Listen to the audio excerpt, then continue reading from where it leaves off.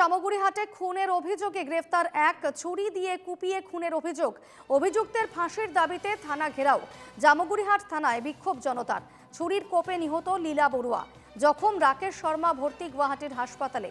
Police সূত্রে খবর, রবিবার রাতে জামগুড়িহাটের রামপুরে বিহুর অনুষ্ঠানে এই খুনের ঘটনাটি ঘটে।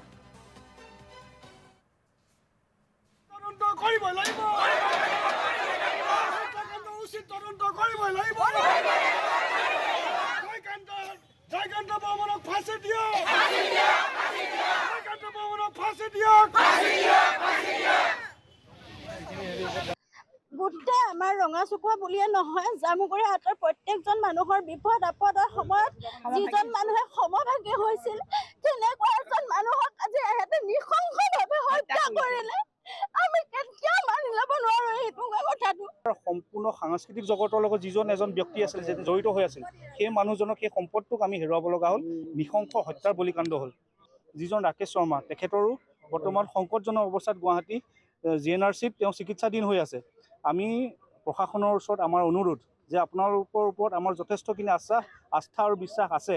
এই দোষীক উচিত তদন্ত দি আমাৰ ৰাইজক যাতে যি আশা আছে, সেই আশাক কেতিয়াও যাতে আপোনালোকে ম্লান পৰিবলৈ নিদিব।